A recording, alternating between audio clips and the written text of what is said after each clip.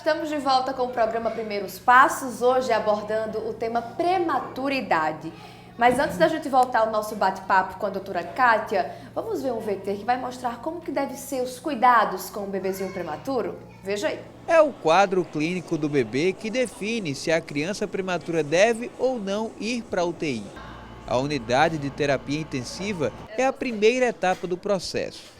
O bebê fica até o momento em que estiver com o peso e as condições necessárias para passar para outra etapa. A primeira etapa ela é feita na UTI, na unidade que o bebê foi admitido. Então o bebê nasceu prematuro, ele foi para a UTI, ele está entubado, está em uso de medicação, de antibiótico, às vezes é um bebê grave, mas a mãe, ela vai lá todos os dias, assim que ela tiver condições, ela vai na UTI todos os dias, ela já começa a tocar o bebê, mesmo bebê entubado, ela já pode colocar no colo, lógico, sob assistência, e já começa a ver a formação desse vínculo, né, o contato pele a pele.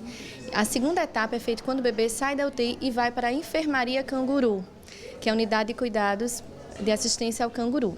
Aí, nesse caso, o bebê tem condições de sair da UTI e vai ficar com a mãe no canguru. Na verdade, nessa posição, esse nome canguru é porque o bebê fica no contato pele a pele com a mãe, então é passado uma faixa e o bebê fica a maior parte do tempo junto com a mãe, no colo da mãe. Temos a terceira etapa, que quando esse bebê sai de alta, tem um peso mínimo que o Ministério da Saúde recomenda para essa alta, nós acompanhamos no ambulatório de egresso, que é a terceira etapa do canguru. Então, ele tem as consultas programadas, que eles vêm na primeira semana 3 vezes por semana, na segunda semana 2 vezes por semana, na terceira semana 1 vez por semana e esse acompanhamento semanal até ele completar o peso de 2,5 kg. Então, se o bebê falta, nós vamos atrás, fazemos busca ativa para saber por que ele faltou. Então, tem todo esse cuidado, quase como se ele tivesse internado. Então, ele não fica no hospital mais, mas nós continuamos esse cuidado e ficamos vigiando todo esse cuidado que a mãe e a família estão tendo em casa. Uma das últimas fases da internação é a utilização do método canguru, em que a criança fica juntinha da mãe, segurada por um pano. O método não só favorece a temperatura, mas também a interação entre mãe e filho. Fortalece o vínculo, o bebê previne a formação de hemorragias no cérebro, diminui o risco de infecção, porque ele está em contato pele a pele com a mãe.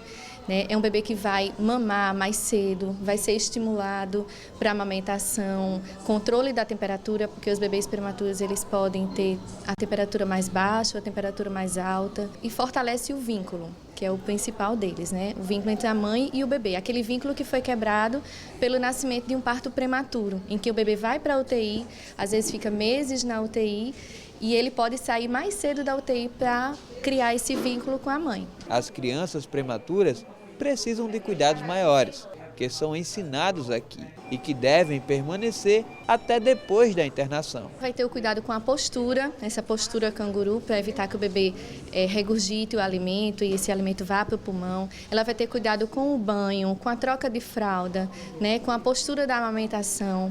Então, todos esses cuidados eles já começam a ser ensinados na enfermaria canguru. Então, quando o bebê estiver apto para a alta, essa mãe também e a família, eles têm que estar aptos para a alta também.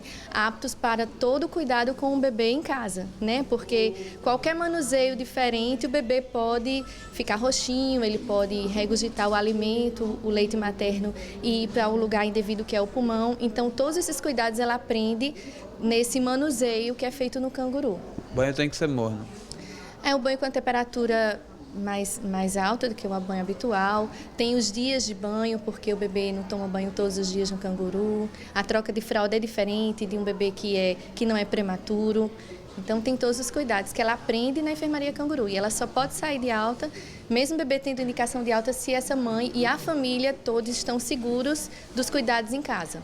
Emily, que está com 1 mês de vida e nasceu com 32 semanas, está tendo esses cuidados. E a tranquilidade demonstra que ela não tem nada do que reclamar. Pelo menos ela vai sair bem, né? Com saúde. A saúde ela já tem, né? Mas vai sair bem melhor. Não vai sair com nenhum problema, né? Os cuidados, fazer o canguru em casa, não poeira, caso poeira, que ela é prematura, e outros. E o banho?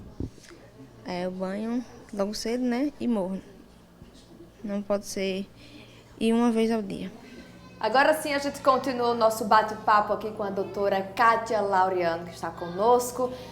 Doutora, vamos agora falar do momento mais esperado pelos pais de um bebê prematuro, que é o momento de sair do hospital, o momento da alta, né?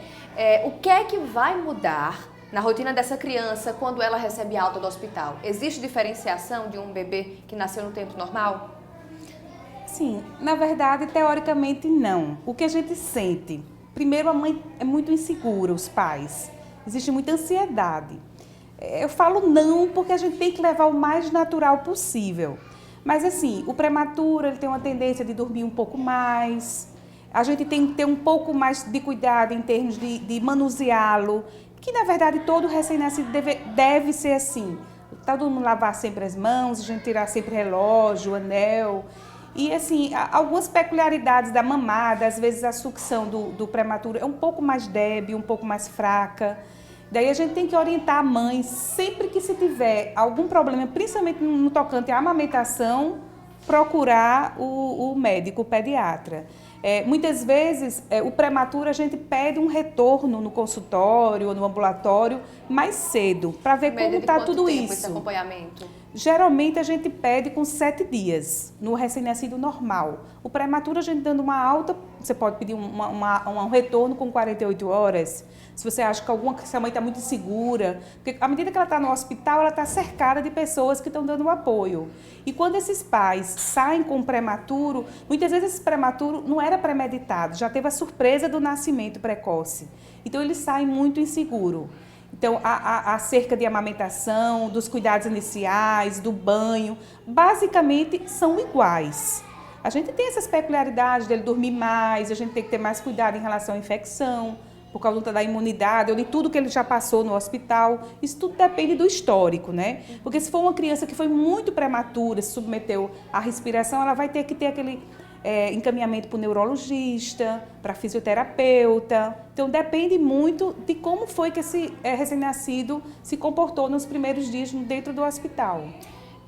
Doutora, e ao chegar em casa, por exemplo, a mãe não conseguiu amamentar bem e aí vai entrar na fórmula.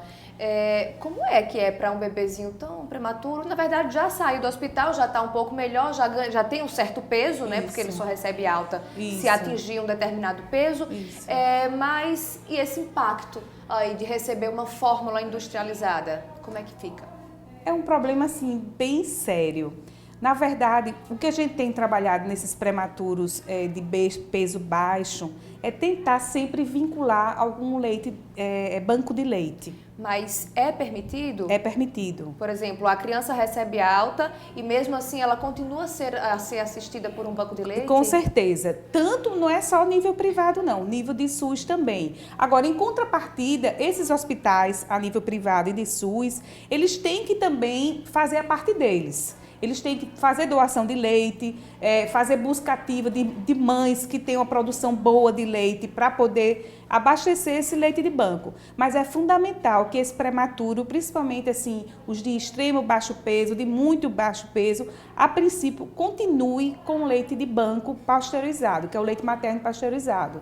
Quando é extremamente impossível, é que a gente vai recorrer a essas fórmulas. Existem fórmulas características do prematuro que tem um preço muito caro. Então, assim, é difícil se passar esse tipo de fórmula, principalmente para o pessoal de mais baixa renda. Doutora, quais são os problemas que um bebê prematuro pode ter ao longo da vida? Porque ao nascer não dá ainda para identificar quais serão as sequelas. Isso. Às vezes talvez até dê, né? Mas nem sempre, né? Nem sempre. Dependendo assim, da idade gestacional que ele nasceu, a gente vai ter que fazer um acompanhamento neurológico, a estimulação com a fisioterapia, terapia ocupacional, fono também, muitas vezes tem problema de sucção. A parte oftalmológica é importante também ter um acompanhamento seriado, principalmente aquelas crianças que ficaram muito tempo sob o uso de oxigênio. E, assim, a parte respiratória. Muitas vezes a criança vai ter problema respiratório, pode ser necessário um acompanhamento também com um pneumologista. Isso mesmo ao longo da vida?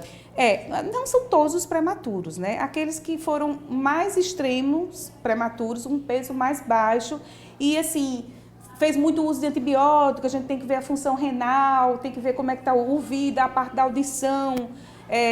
Tudo isso, quando se recebe alta, tem que ser documentado, encaminhado, porque daí, somente com a evolução, que a gente chama puericultura, ou no recém-nascido, o prematuro, o follow-up, que é o acompanhamento dessa criança, aí é que a gente vai ver necessidades de se mandar para um ou outro especialista. Tem prematuros que surpreendem, que no instante ganham peso suficiente para ser assim, comparado até o de recém-nascido a termo, mas existem curvas específicas de crescimento para o prematuro.